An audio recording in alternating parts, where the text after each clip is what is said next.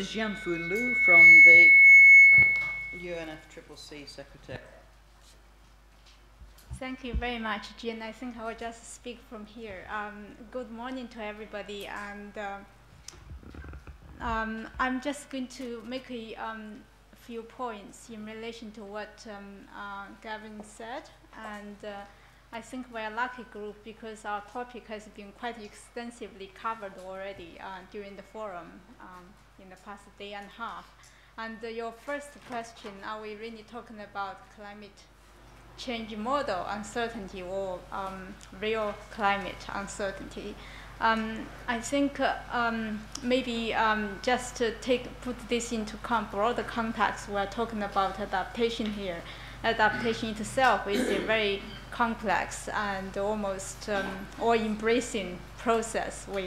If we want to talk about policy, want to talk about taking action on the ground. So I think uncertainty, in my mind at least, is a very broad concept. We're talking about uncertainty in the physical world, in the climate system, and also socio-economic system.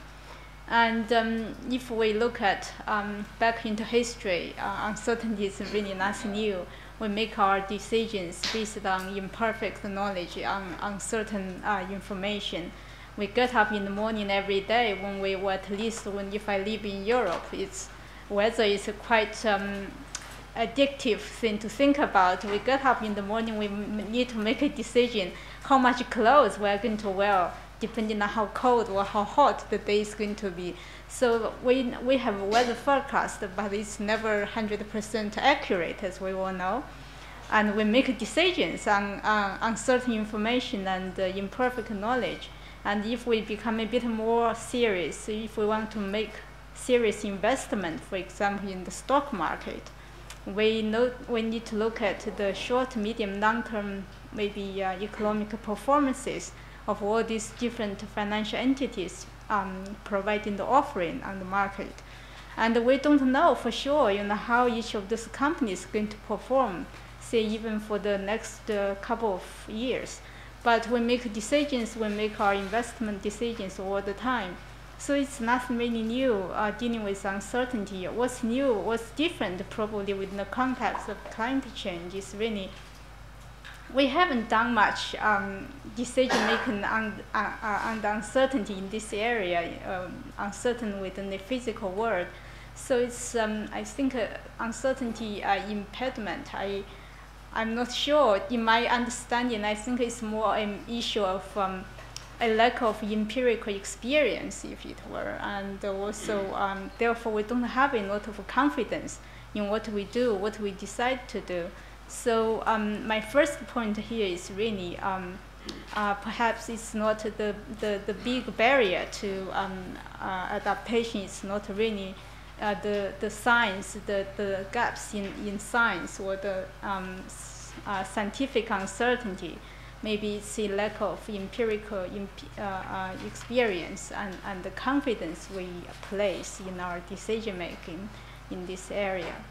And so what do we do? In face of uncertainty, I think on one hand, the science community can do a lot better in, first of all, communicating what is actually certain, unpack a little bit of the science information we have, and communicate effectively to the user community. And so we seem to be very busy with what we don't have right now. We need higher resolution climate models so that we have more detailed climate information down to the farm level. And so I think we probably need to divert a bit more energy to look at what we actually have, how they can be usefully applied in our decision-making process and communicate clearly to the user community. And also develop methods and tools really to apply what we have already got to support decision-making for adaptation. So that's the science community. In terms of practitioners, and we know there are lots of decision-making which doesn't necessarily require very high resolution certain knowledge. So we need to probably distinguish different types of decision making to really map out the kind of different information requirements. And on that basis, I think we can do certain things. And I had a very interesting conversation with a colleague from ADB. They say they make loan provisions all the time to countries. And they were working in Samoa or somewhere in the Pacific. They want to make a loan provision, and you want to help them build a port. And in that area, if you think about sea level rise risk, so they say make a suggestion. This is not going to be a good idea in, say, 20, 50 years, and we need to raise the ground in order to withstand the sea level rise risk. But then they said that if we build it this high up right now, the ship wouldn't be able to dock right now. It's so high up. And so they have to be very pragmatic and, okay, maybe we can build the ground solid enough, strong enough, so when the time progresses and the sea level rises, we can always enhance the base, so we have flexibility there. So there are lots of practical solutions, and the challenge really here is to look into the context, and some of the situations don't require really the kind of certain information we generally talk about right now. And Gavin also mentioned there are lots of things happening. People are taking proactive action to adapt. We need to really find out how people are actually doing it, and systematically documenting. So that's my third point. We need to document current practices and share them out, scale up, and draw good lessons and good practices, and learn lessons from each other. I think we here in the forum, yesterday, particularly towards the end of yesterday, we heard quite a few presentations on knowledge sharing and the knowledge platform and adaptation portal.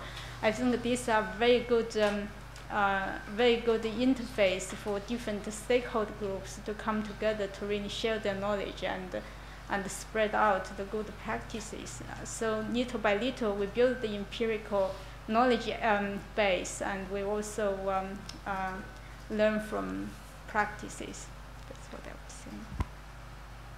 Thank you, Jianfu, for that optimistic and positive take on uncertainty and action. And lastly then, but not least, I'd like to call on Shira Darit from the Asian Development Bank based in the Philippines, just to give us a few reflections. Shira is a transport specialist.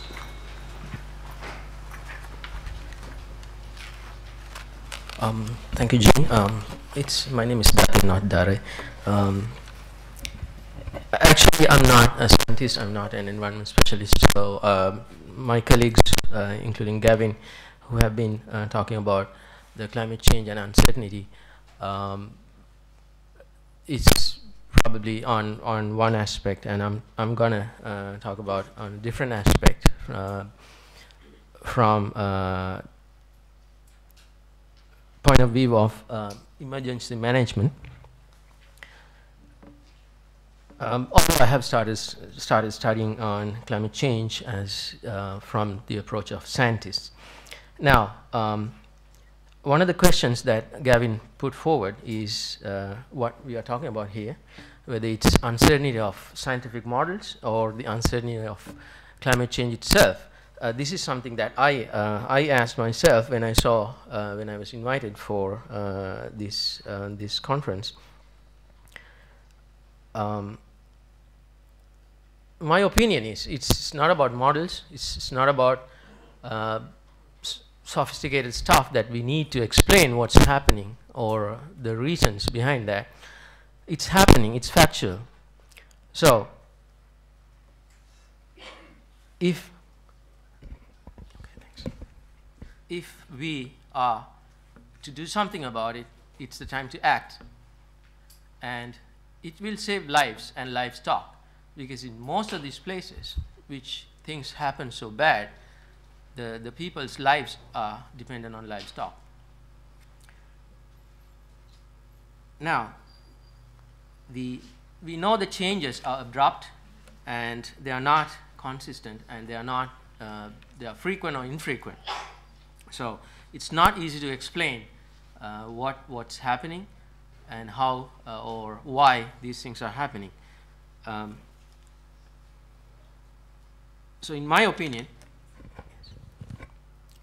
we do not have to think about uncertainty as an impedance, because it's more important to act right now and work on the things that we have to do about it.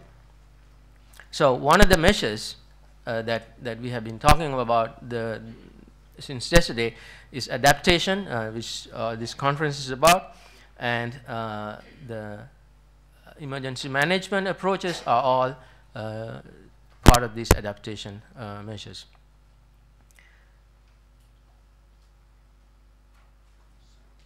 So just a little bit about emergency management. There are 3 phases basically: preparedness, where we do planning, and the second phase is response, where we act. In certain disasters, we have to act within 72 hours, which is called golden 72 hours. Not same for every disaster. And the third is the recovery phase. In most, including my agency, Asian Development Bank, we have focused, the bilateral partners have focused mostly on the third phase. So in my personal capacity, I have this year designed a project for a Southeast Asian country where we start with a response focus transport project, and one of the innovative ones in Southeast Asia. So these adaptation measures, in my opinion, that we have to think about these 3 phases and plan ahead. Thank you. Thank you very much, and I'd just like to take the opportunity now to thank all our speakers for their reflections around uncertainty. So thank you very much, gentlemen and gentlemen. So now we're just going to have a little discussion around the topic, which is climate uncertainty. Is this an impediment to adaptation? But I'm just going to take the chair's prerogative and just say a couple of little things myself. One is that I personally found that people sitting up on this platform were a little bit more positive about the challenge that exists, that is posed by uncertainty in thinking about adaptation to climate change. And working where I do at the interface between science and policy, I often find that uncertainty is used as an excuse for inaction. And actually Gavin said something about paralysis, and you can call it paralysis, you can call it an excuse, but you end up doing nothing. And the reason or the excuse you give is that it's uncertain what the outcome is going to be. I collect quotes about uncertainty, and I'm just going to share one of them with you now, and probably one at the end, depending on how things work out. But here's a quote for you. "The whole art of good policy is therefore to make clear and rational decisions today about how best to meet highly uncertain future threats." That's a quote taken from The Australian, good Australian newspaper, and it's a reflection around a particular human activity. And I'm going to leave you to ponder what that activity or state might be. It might be climate change, but it might not. It might be agriculture, might be transport, who knows, but you will know at the end. So I'll just read it out to you once more and leave you to reflect on it. "The whole art of good policy is therefore to make clear and rational decisions today about how best to meet highly uncertain future threats." Okay, so on that little note, I throw the discussion open to the floor. Is there anyone who would like